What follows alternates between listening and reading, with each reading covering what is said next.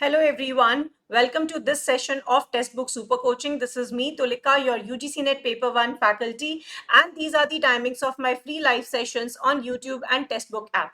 Learners, don't forget to like, share and subscribe to our channel. अगर आप Textbook Super Coaching platform पर नए हैं तो हमारे चैनल को सब्सक्राइब जरूर से कर लीजिए so that you don't miss out on any important updates with regard to UGC NET and related examinations. So learners, this is my Telegram group, आप इसे जरूर से ज्वाइन कर लीजिए. हमारे सेशंस के पीडीएफ, सेशंस के टाइमिंग्स और भी बहुत सारे अपडेट्स हम इस ग्रुप के थ्रू आपके साथ कम्युनिकेट करते हैं. So without any further delays, do scan the code and join my Telegram group for all important updates. So learners, आज हम बात करने जा रहे हैं एरिक्सन की थ्योरी ऑफ डेवलपमेंट के बारे में. क्या है एरिक्सन की थ्योरी और क्यों है ये इंपॉर्टेंट हमारे पेपर 1 के टीचिंग एप्टीट्यूड के कैटेगरी में. तो सबसे पहले ये समझते हैं कि हमें एरिक्सन की थ्योरी किस कैटेगरी में पढ़नी है. तो टीचिंग एप्टीट्यूड में हमें बहुत सारी डेवलपमेंटल थ्योरीज पढ़नी होती है. उसी में से एक है एरिक एरिक्सन की साइकोसोशल डेवलपमेंट थ्योरी. इस थ्योरी से क्वेश्चंस आते हैं, एक आध बार पूछे गए हैं और रिसेंटली देखा जा रहा है कि इससे डायरेक्टली या इनडायरेक्ट क्वेश्चंस आ रहे हैं. सो आज के इस छोटे से सेशन में हम इस टॉपिक को कवर करेंगे सो दैट आपको इस थ्योरी की डेवलपमेंट इसकी थ्योरी की डेवलपमेंट के बारे में भी पता चले और एग्जाम पॉइंट ऑफ व्यू से तो ये इंपॉर्टेंट है ही. So don't forget to like, share and subscribe and do watch this session.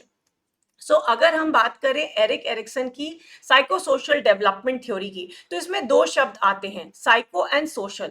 That means Erik Erikson ने इन द ईयर 1950 में ये बताया कि जो पूरी ह्यूमन लाइफ है, start from the birth till the time, अगर हम रिटायरमेंट एज या एंड ऑफ लाइफ की बात करें, तो हमारी पूरी लाइफ को उन्होंने 8 कैटेगरी में डिवाइड किया और इन कैटेगरी को उन्होंने दिया नाम स्टेजेस का. अगेन उनका ये मानना था, एरिक एरिक्सन का ये मानना था कि ये पूरे 8 स्टेजेस जो हैं, हर स्टेजेस में हमें कोई ना कोई लाइफ के चैलेंजेस या क्राइसिस से फेस करना पड़ता है.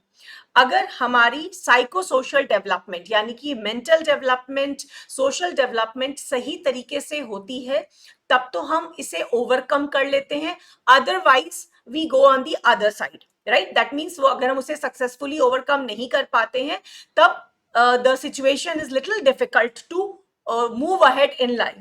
So ये जो क्राइसिस पीरियड है, इसे किस तरह से उन्होंने डिवाइड किया है 8 स्टेजेस में और किस तरह से starting from infant till older adult किस स्टेज पे कौन सी चीज ज्यादा इंपॉर्टेंट हो जाती है, इसको एरिक एरिक्सन ने अपनी साइकोसोशल डेवलपमेंट थ्योरी में दिया है. साथ ही साथ उनका यह भी मानना है कि जैसे जैसे हम स्टेजेस में आगे बढ़ते हैं, इट इंक्रीजेस इन कॉम्प्लेक्सिटी. तो शुरुआत से लेकर आखिरी तक अगर आप देखेंगे तो लाइफ जो है हमारी वो कॉम्प्लेक्स होती जाती है. So let's understand this with a simple tabular formula, tabular setup. इससे आपको कंसेप्ट समझ में भी आ जाएगा और बहुत ज्यादा कहा जाए कि इस पर आपको समय देने की जरूरत नहीं है. एक क्विक रिविजन से आपको एरिक एरिक्सन की थ्योरी समझ में आ जाएगी. सो इन्होंने इस पूरे, अगर हम इस टेबल को देखें तो 3 कैटेगरी में डिवाइड किया गया है.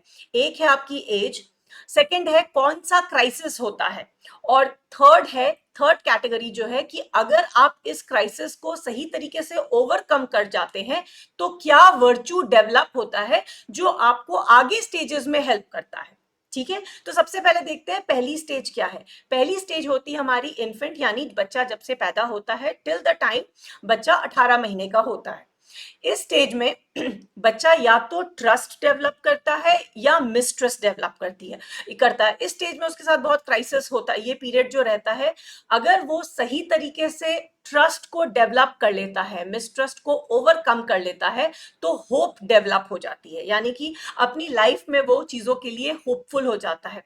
अगर आप देखते हैं छोटे बच्चे को, कई बार ये एग्जाम्पल भी दिखाया जाता है कि अगर हम छोटे बच्चे को ऊपर उछालते हैं तो बहुत हंसता है, स्माइल करता है, क्योंकि उसका पता है कि आप उसे वापस गोद में ले लेंगे, राइट.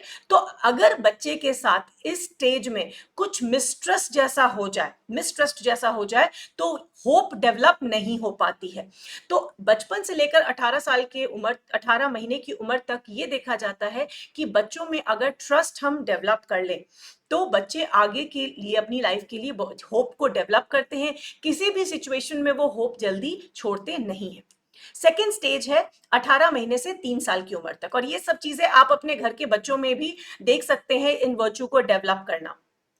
इस स्टेज में कई बच्चे बहुत शाई फील करते हैं और बहुत बच्चे ईगो उठा लेते हैं, ईगो को ले लेते हैं।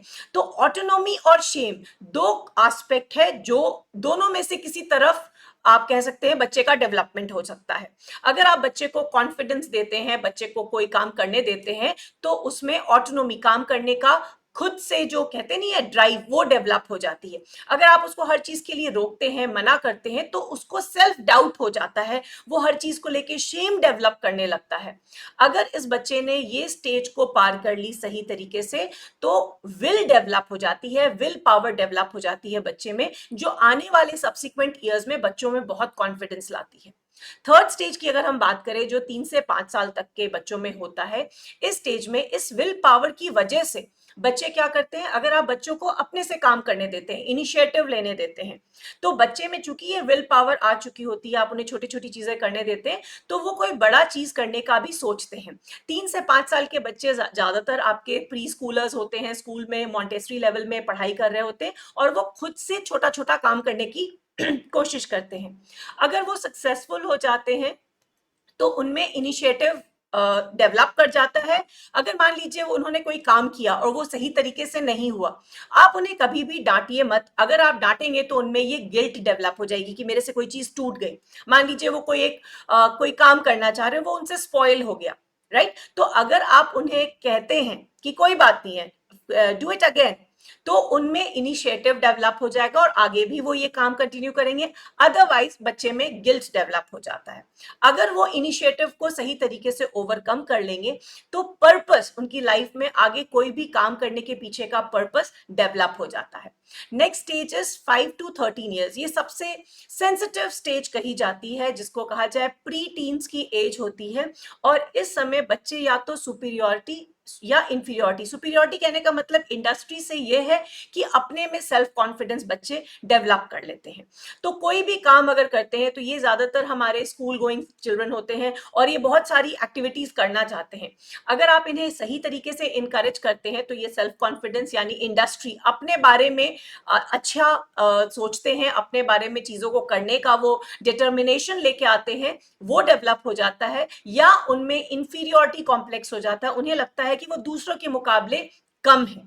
अगर बच्चों में सेल्फ कॉन्फिडेंस यहाँ पे डेवलप हो जाता है, जिसको एरिक्सन ने इंडस्ट्री का टर्म यूज किया है, अगर सेल्फ कॉन्फिडेंस डेवलप हो जाता है, तो वो हर काम, क्योंकि इस स्टेज पे बच्चे आके इंडिपेंडेंट होने लगते हैं, वो हर काम, स्कूल जाते हैं, खुद से अपना सभी काम करते हैं, और अगर सही तरीके से करने लगते हैं तो उनमें कॉम्पिटेंसी आ जाती है, यानी कि उनका काम अब आपको दिखने लगता है कि कितनी सही तरीके से वो कर रहे हैं। तो इस स्टेज में कॉम्पिटेंसी डेवलप होती है।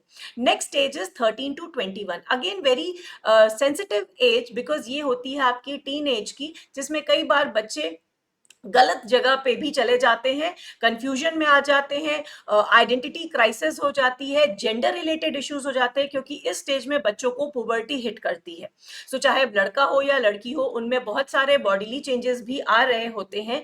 अगर उसको आपने सही तरीके से एड्रेस किया, जिसके लिए कई जगह स्कूल्स में सेक्स एजुकेशन भी दी जाती है, खास करके टीनेज बच्चों को, तो उनमें डेवलप हो जाती है अंडरस्टैंडिंग ऑफ देयर आइडेंटिटी। या कई बार बच्चे कंफ्यूजन में रह जाते हैं अपने जेंडर को लेके, राइट? तो गलत चीजों पे को वो एक्सप्लोर करने की कोशिश करते हैं, और इस केस में फिडिलिटी का डेवलप होना पॉसिबल है, राइट? तो over the period of time उनको लगता है क्या सही है, क्या गलत है, कितना हमें विश्वास रखना है चीजों पे, ये चीज को वो डेवलप करते हैं। नेक्स्ट स्टेज अगर हम बात करें, जो कि 21 से 39 ईयर्स के बीच में होती है, जिसमें जनरली लोग अपनी मैरिज वाले स्टेज में जाते हैं, लाइफ को थोड़ा कहा जाए सेटलमेंट की तरफ जाते हैं, जॉब लगती है, बहुत सारी इस स्टेज में बहुत सारी क्राइसिस भी होते हैं। यहाँ पे या तो आपको सही लाइफ पार्टनर मिल जाता है, सही जगह आप सेटल हो जाते हैं, आपकी जॉब वगैरह सब चीज everything gets into a place, जिसको हम कहते हैं कि आपको कॉन्फिडेंस डेवलप हो जाता है इंटीमेसी में, because you have a life partner. या आप आइसोलेशन की तरफ चले जाते हैं, and then you don't trust institution like marriages, like आप यहाँ पे मैरिज में विश्वास नहीं रखते हैं, और तब आप आइसोलेशन की तरफ चले जाते हैं। अगर ये इंटीमेसी का डेवलप हो जाता है, अगर आप ओवरकम कर जाते हैं, then the virtue which is developed is love. 7th stage होती है 40 to 65 ईयर्स की, जिसमें कहा जाए कि आप मिड लाइफ क्राइसिस में होते हैं, आप इनिशियल अब आपके बच्चे होते हैं, जॉब एक मिड वे में आ चुकी होती है, आपके पेरेंट्स एज कर रहे होते हैं। तो यहाँ पे कई बार आपको लगता है कि आपकी लाइफ बिल्कुल स्टैग्नेंट हो गई है, बढ़ ही नहीं रही है, वही सेम मैकेनाइज्ड रूटीन चल रही है, या आप ये मान लेते हैं ये सबके साथ होता है एंड आपके साथ कुछ ये अलग नहीं हो रहा है, तो आप चीजों को जेनरेटिविटी के लाइंस पर एक्सेप्ट कर लेते हैं, you make peace with your self. तो अगर आप इसको पॉजिटिव तरीके से ओवरकम करते हैं तो आप डेवलप करते हैं वर्च्यू ऑफ केयर। तो आप सभी को केयर के एस्पेक्ट से, चाहे छोटे हो चाहे बड़े हो, और जिसको मिड लाइफ क्राइसिस कहते हैं 40 ईयर्स से 65 ईयर्स तक की, उसमें आप केयर डेवलप करते हैं because you become sensitive towards everyone. इस स्टेज पे आके आपको समझ आ जाती है कि what life really is. And last stage is 65 and older. अगर कोई भी पर्सन इस स्टेज में क्रॉस करता है और पहुंचता है, तो इस स्टेज में या तो आपको लगता है कि ठीक है, this is what life is, और इस स्टेज में अब आप जॉब नहीं कर रहे हैं, आपकी बहुत ज्यादा रिस्पॉन्सिबिलिटीज नहीं होती है, सोशल रिस्पॉन्सिबिलिटीज, हो सकता है इस स्टेज में आपसे लोग बहुत मिलने आते थे, यहाँ पे आप अकेले रहते हैं, किसी कारण से घर में अगर बच्चे बाहर चले गए हैं पढ़ने के लिए या बच्चों की शादियां हो गई हैं, and you know you are living a life of more or less अकेलेपन में है, तो इस स्टेज में या तो पर्सन मान लेता है कि ठीक है, this is how life is. So integrity, आप अपनी पूरी बात, अपनी पूरी लाइफ को आप सोचते हैं पहले शुरू से लेकर अंत तक, and you make peace with your self. अगर ये नहीं होता है तो डेवलप हो जाता है डिस्पेयर, आपको बहुत रेस्टलेसनेस लगता है, आपको लगता है कि सब मुझे छोड़ गए हैं, आप बिल्कुल हमेशा नेगेटिव सोचते रहते हैं। अगर इस स्टेज में आपने भगवान का नाम लेना शुरू कर दिया एंड लाइफ को अच्छे से समझ लिया आपने कि ठीक है, जब मेरी जो रिस्पॉन्सिबिलिटी थी उस स्टेज में मैंने अपनी लाइफ की, तो आ जाता है आपका विजडम। तो ये सारे वर्च्यू है जो over the period of time develop करते हैं according to Erikson stage of psychosocial development, जो कि आपके सोशल एस्पेक्ट और मेंटल एस्पेक्ट दोनों को मिक्स करके उन्होंने ये 8 स्टेजेस में डिवाइड किया है। So learners, do like this session, share it with your friends and don't forget to subscribe to our channel. हमारे सिंगल सब्सक्रिप्शन बेस्ड कोर्सेज में आपको मिलते हैं video courses, mock test, study notes and live classes by the experts. ये है आपका एक homework question जिसमें एरिक्सन की स्टेजेस ऑफ साइकोलॉजिकल या साइकोसोशल डेवलपमेंट दी गई है और ये है उसके रेलेवेंट इलस्ट्रेशन। तो हर बार आपको ये टर्मिनोलॉजी थोड़ी मिलती जुलती मिलेगी, तो आपको इसे सॉल्व करना है और बताना है मुझे कमेंट में कि इसका सही आंसर क्या होगा, 1, 2, 3 और 4। सो सही मैच करके मुझे बताइएगा।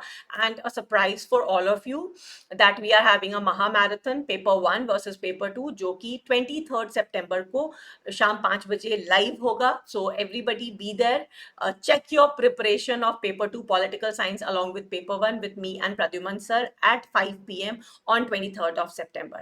I'll see you people, everyone there, and I hope you found this session to be informative. Don't forget to like, share and subscribe to our channel, and thanks for watching. Bye bye.